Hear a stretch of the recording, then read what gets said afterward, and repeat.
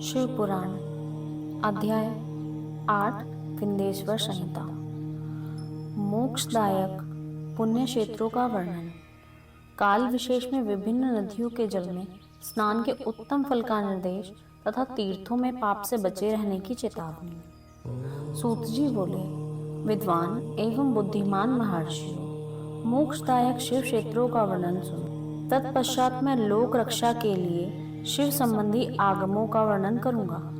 पर्वत, वन और काननों सहित इस पृथ्वी का विस्तार 50 करोड़ योजन है। भगवान शिव की आज्ञा से पृथ्वी संपूर्ण जगत को धारण करके स्थित है। भगवान शिव ने भूतल पर विभिन्न स्थानों में वहां के निवासियों को कृपा पूर्वक मोक्ष देने के लिए शिव क्षेत्र का निर्माण किया है। कुछ क्षेत्र ऐसे हैं जिन्हें देवता और ऋषियों ने अपना वास स्थान बनाकर अनुग्रहित किया है, इसलिए उनमें तीर्थत्व प्रकट हो गया है। तथा अन्य बहुत से तीर्थ क्षेत्र ऐसे हैं जो लोगों की रक्षा के लिए स्वयं प्रादुर्भूत हुए हैं। तीर्थ और क्षेत्र में जाने पर मनुष्य को सदा स्नान, दान और जप आदि करना चाहिए, अन्यथा वह रोग, दरिद्रता और मूर्खता आदि दोषों का भागी होता है। जो मनुष्य इस भारतवर्ष के भीतर मृत्यु को प्राप्त होता है, वह अपने पुण्य के फल से ब्रह्मलोक में वास करके पुण्य के पश्चात पुनः मनुष्य योनि में ही जन्म लेता है। ये मनुष्य पाप करके दुर्गति में ही पड़ता है।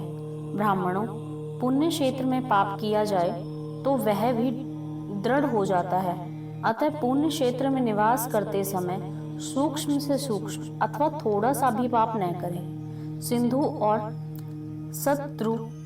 सतलज नदी के तट पर बहुत से पुण्य क्षेत्र हैं। सरस्वती नदी परम पवित्र और 60 मुख वाली कही गई है, अर्थात उसकी 60 धाराएं हैं। विद्वान द्वारा पुरुष सरस्वती के उन धाराओं के तट पर निवास करें तो वह क्रमशः ब्रह्म पद को पा लेते हैं। हिमालय पर्वत से निकली हुई पुण्य सलीला गंगा 100 मुख वाली नदी है।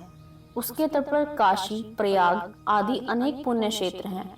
वहां मकर राशि के सूर्य होने पर गंगा की तट भूमि पहले से ही अधिक प्रशस्त एवं पुण्यदायक हो जाती है। सोनभद्र नदी की 10 धाराएं हैं। वह बृहस्पति के मकर राशि में आने पर अत्यंत पवित्र तथा अभिष्ट फल देने वाला हो जाता है। उस समय वहां स्नान और उपवास करने से विनायक पद की प्राप्ति होती है। पुण्यशलील महानदी नर्मदा के 24 मुख हैं। उसमें स्नान तथा उसके तट पर निवास करके मनुष्य को वैष्णव पद की प्राप्ति होती है। तमसा के 12 तथा रेवा के 10 मुख हैं। परम पुण्यमयी गोदावरी के 21 मुख बताए गए हैं और ब्रह्म हत्या तथा गौवध के पाप का भी नाश करने वाली एवं रुद्रलोक देने वाली कृष्ण वेणी नदी का जल बड़ा पवित्र है। वह नदी समस्त पापों का नाश करने वाली है। उसके 18 मुख बताए गए हैं तथा वह विष्णु लोक प्रदान करने वाली है।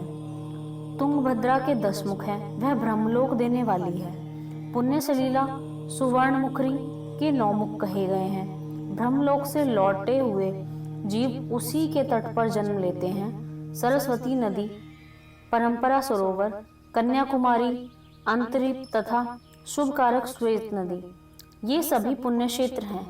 इनके तट पर निवास करने से इंद्रलोक की प्राप्ति होती है।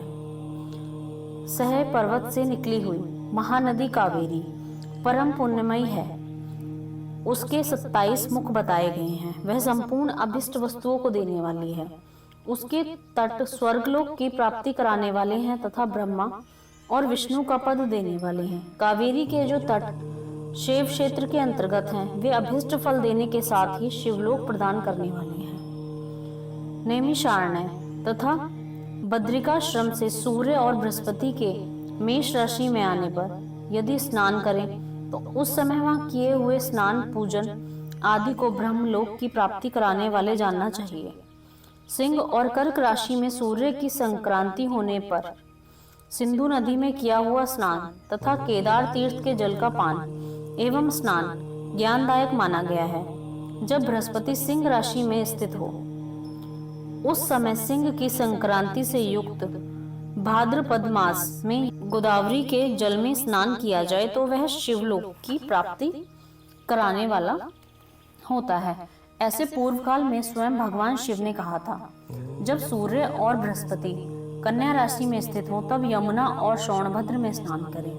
वह स्नान धर्मराज तथा गणेश के लोक में महान भोग प्रदान करने वाला होता है। यह महर्षियों की मान्यता है कि जब सूर्य और बृहस्पति तुला राशि में स्थित हों उस समय कावेरी नदी में स्नान करें। वह स्नान भगवान विष्णु के वचन की महिमा से संपूर्ण अभिष्ट वस्तुओं को देने वाला माना गया है। जब सूर्य और बृहस्पति वृश्चिक राशि पर आ जाए तब मार्गशीर्ष के महीने में नर्मदा में स्नान करने से श्री विष्णु लोक की प्राप्ति हो सकती है। सूर्य और बृहस्पति के धनराशि में स्थित होने पर सुवर्ण मुखरी नदी में किया हुआ स्नान शिवलोक प्रदान करने वाला होता है। जैसे कि ब्रह्मा जी का वचन है, जब सूर्य और बृहस्पति मकर राशि में स्थित हों उस समय माघ मास में गंगा जी के जल में स्नान करना चाहिए। ब्रह्मा जी का कथन है कि वह स्नान शिवलोक की प्राप्ति कराने वाला होता है। शिवलोक के पश्चात ब्रह्मा और विष्णु के स्थान में सुख भोगने पर अंत में मनुष्य को ज्ञान की प्राप्ति हो जाती है। माघ मास में तथा सूर्य के कुंभ राशि में स्थित होने पर फाल्गुन मास में गंगा जी के तट पर किया हुआ श्राद्ध, पिंडदान अथवा तिलोकदान, दान पिता और नाना दोनों कुलों के पितरों की अनेकों पीढ़ियों का उद्धार करने वाला माना गया है। सूर्य और बृहस्पति जब मीन राशि में स्थित हों तब कृष्ण वेणी नदी में किए गए स्नान की ऋषियों ने प्रशंसा की है। उन महीनों में पूर्वोक्त तीर्थों में किया हुआ स्नान इंद्र पद की प्राप्ति कराने वाला होता है। विद्वान पुरुष गंगा अथवा कावेरी नदी का आश्रय लेकर तीर्थवास करें। ऐसा करने से तत्काल किए हुए पाप का निश्चय ही नाश हो जाता है। रुद्रलोक प्रदान करने वाले बहुत से क्षेत्र हैं। ताम्रपर्णी और वेगवती ये दोनों नदियां ब्रह्मलोक की प्राप्ति रूप फल देने वाली हैं। इन दोनों के तट पर कितने ही स्वर्गदायक क्षेत्र हैं। इन दोनों के मध्य में बहुत से पुण्यप्रद क्षेत्र हैं। वहां निवास करने वाला विद्वान पुरुष वैसे फल का भागी होता है। सदाचार, उत्तम वृत्ति और सद्भावना के साथ मन में दया भावना रखते हुए विद्वान पुरुष को तीर्थ में निवास करना चाहिए, अन्यथा उसका फल नहीं मिलता। पुण्य क्षेत्र में किया हुआ थोड़ा सा पुण्य भी अनेक प्रकार से वृद्धि को प्राप्त होता है तथा वहां किया हुआ छोटा सा पाप भी महान हो जाता है। यदि पुण्य क्षेत्र में रहकर ही जीवन बिताने का निश्चय हो तो उसे पुण्य संकल्प से उसका पहले का सारा पाप तत्काल नष्ट हो जाएगा, क्योंकि पुण्य को ऐश्वर्यदायक कहा गया है। ब्राह्मणों, तीर्थवास जनित पुण्य कायिक, वाचिक और मानसिक सारे पापों का नाश कर देता है। तीर्थ में किया हुआ मानसिक पाप वज्रलेप हो जाता है, वह कई कल्पों तक पीछा नहीं छोड़ता। वैसा पाप केवल ध्यान से ही नष्ट हो सकता है, अन्यथा नहीं। वाचिका पाप जप से तथा कायिक पाप शरीर को सुखाने जैसे कठोर तप से नष्ट होता है।